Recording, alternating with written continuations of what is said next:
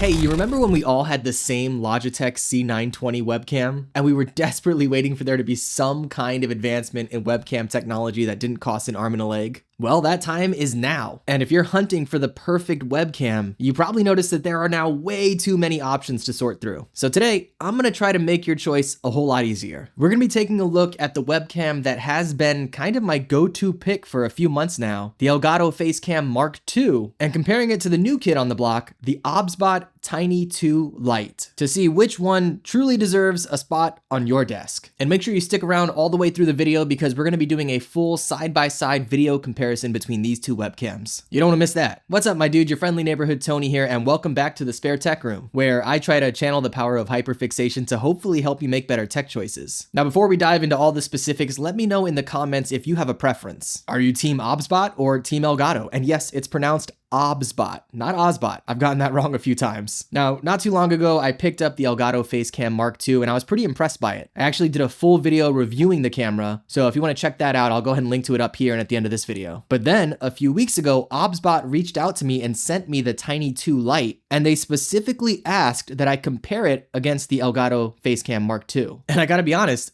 the results were pretty shocking. Now, like I said, Obsbot did send me this webcam, but they are not paying me for this video, and all the thoughts in here are my own. So we're gonna break this video down into a few segments. First, we will talk about the design and build quality of both webcams. Let's go ahead and start with the new kid on the block, the Obsbot Tiny 2 Lite. Now, you'll notice here by looking at this, it's got a pretty sleek and modern design. It's made out of mostly a smooth but durable plastic, so it's light but sturdy, and because it's so small, it'll blend right into your desk. One feature that really makes it stand out against a lot of other webcams is its motorized pan and tilt function. So it's not just a static webcam that points at you, but it actually moves around and tracks you in the frame, which is really great for somebody who likes to stand up or move around or just wants a more dynamic shot. The camera adjusts its movement physically so that you're always in the frame. It's super smooth and really accurate, but we'll get into that more once we get into the software and features. But yeah, just from a physical perspective, pretty impressive. Now we'll switch over to the Elgato FaceCam Mk, which is definitely a more traditional webcam. This thing is built like a brick, and you'll notice just side by side how much bigger it is than the Obsbot. But with that can come some pros as well, right? It's definitely made out of mostly plastic as well. And because of its size and the fact that it doesn't move or have a pan tilt system, it feels maybe a bit more sturdy. Although if I'm being honest, I would not want to drop either of these, but there are less moving parts with the Elgato. So with that comes maybe a little bit more safety. Of course, the downside to that is the bulk. This thing is a chonker. And if you have it sitting on top of your monitor, you're definitely gonna notice it there. But if you don't mind having a bigger webcam on your monitor or on a little tripod on your desk, then, you know, this will totally work. Speaking of tripod on your desk, they both have tripod mounts at the bottom of them, as well as kind of your standard webcam clip that you can mount on top of your monitor. So you have some versatility with both. Another thing that I really dig about the Elgato is that it has a manual physical cover to slide across the lens. So that's nice to have for some privacy,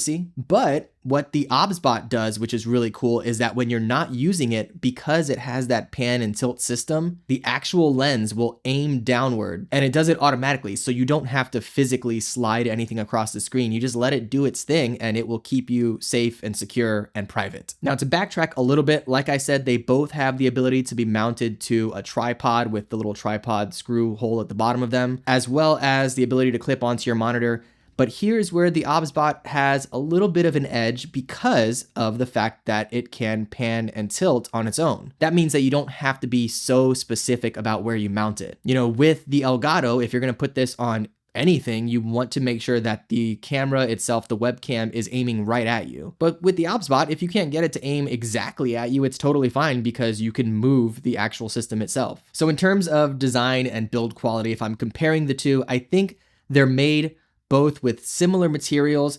The Obsbot does feel a little more premium, and I do like the versatility of it. So for that, I'm gonna give the edge to the Obsbot. All right, let's go ahead and talk a little bit about the software and the special features. Now, in my Elgato video, I did a full breakdown of their software. So again, if you want to see that, go ahead and check that video out after this one. And because I already did that, we'll focus mainly on the Obsbot here. Now, both webcams are going to be fairly plug and play. If you don't wanna mess around with any of the software, you don't have to. They both have USB-C out, which you can go right into your computer, your laptop, your desktop with, and just use the standard settings and they'll be totally fine. You don't have to deal with any complicated installations or messy drivers or anything like that, unless you want to. And for those that do want to mess around with the software, I feel like the Obsbot has a lot to offer. So like I said, the Obsbot has that pan and tilt system, which is not just a physical thing, but is wrapped up in the software itself. You know, with the Elgato, you can select different portions of your screen and kind of have presets that you zoom into or to change the shot itself. And that's cool, but you have to do all that manually. Whereas with the Obsbot, it can automatically track you. So whether you're standing, sitting, walking around, whatever you're doing, you can have the camera through the software follow you exactly where you go. And I feel like this could be really huge depending on what kind of content you're doing. If you're on a business call where you have to present something, you can have the camera follow you around and track you. Or if you're a streamer and maybe you're playing more physically active games and you want the camera to follow you there as well, I think this can be really handy. And in the software, you can actually track how it follows you. So you can speed up the way it tracks you if you're all over the place, or do a slower, more subtle form of tracking. The way that this thing is so adaptable really gives it a lot of points in my book.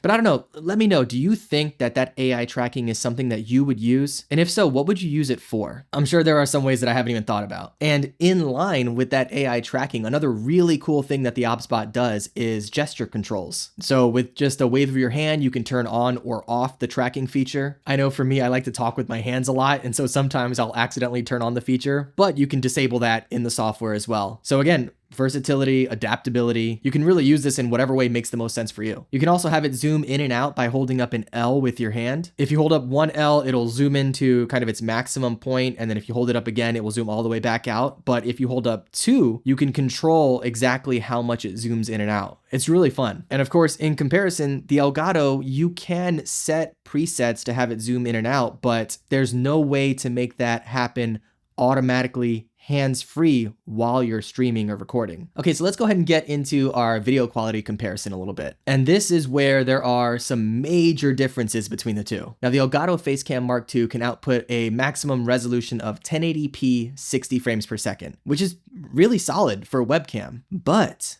the Obsbot Tiny 2 Lite can output 4K 30 frames per second and of course 1080p 60. But that 4K versus 1080p, in my opinion, and I think you'll notice it too, can make a big difference. And you might be asking, you know, is 4K even necessary for a webcam? So let's go ahead and jump to a side-by-side real quick, and I'll show you firsthand exactly what it looks like. Okay, so you're looking at me right now through both webcams. We have the Elgato FaceCam Mk, which is currently sitting underneath the Obsbot Tiny 2 Lite. And a couple things you'll notice right off the bat. First off is that the Elgato does have a wider shot, so you're gonna get more in the frame. Whereas the Obsbot has a bit of a tighter shot, so it's definitely more focused on me. If you wanted to get as much in the frame, you would have to push that camera further back. But almost immediately, I noticed a difference in picture quality. The Obsbot to me feels a lot more like a cinema style camera or a DSLR or mirrorless camera. You can definitely tell the difference between 4K and 1080p here. And that's going to be really important for details, whether it's your facial features or if you are showing something to the camera, you want to make sure that you can see exactly what's on screen. And the Elgato's great, don't get me wrong. I think the picture quality on that is really good, but you just can't touch 4K. Also, let's talk about the Obsbot's autofocus ability. Yeah, that's right. The Elgato does have kind of a set focus. So as long as you are within a certain distance from the camera, you're going to be in focus. But if for whatever reason you are much closer to your webcam or further away than that set range, then you're going to be pretty blurry. Whereas the Obsbot has an autofocus ability. So whether you're moving in and out of that frame, it's going to be totally fine. Or if you have things that you want to hold up to the camera, it's going to lock focus on that as well,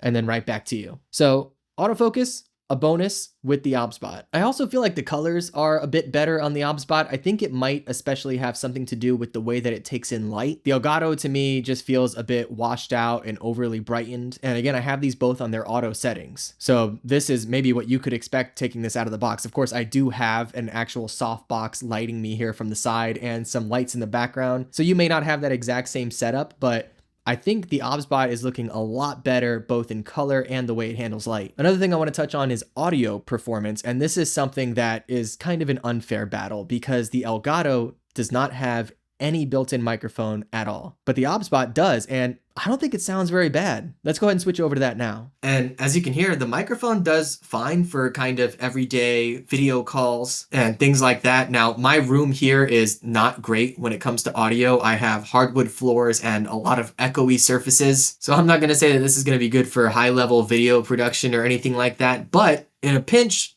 it's pretty dope. Okay, now I'm going to put kind of the Elgato to the side and show you some of the Obsbot features and settings. Okay, and here we are on my desktop. Now, as you can see here, we've got the Obsbot Center up on the screen. And in this, you have a ton of ways to adjust your image and adjust the tracking. I can't really go through every single tab in this video, but if you want to see a full walkthrough of their software, let me know and I'll definitely do a video like that. But as you can see here, you have full control over the gimbal itself, and you do have the ability to use those hand gestures that I mentioned. So for example, holding up an L is going to have the video zoom in to 200%, which is maybe a little too close for comfort. So we'll hold up the L again and it will zoom right back out. If you hold up both L's together, you can have the camera zoom in and zoom out as you move back and forth. And by holding up one hand, all 5 fingers, you can activate the auto tracking, which will follow you around the screen.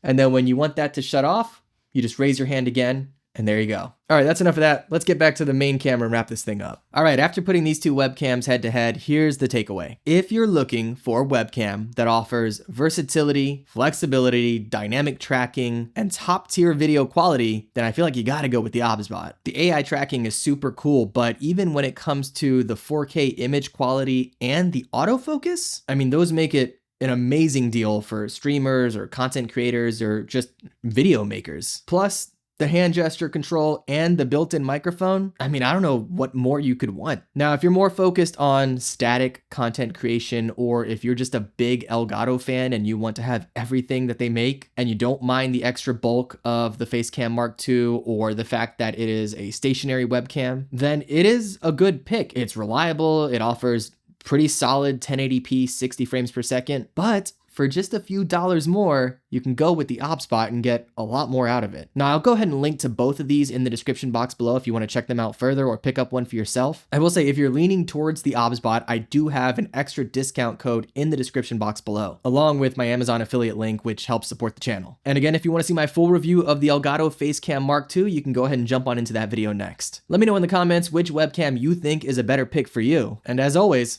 I'll see you next time in the spare tech room. Be good.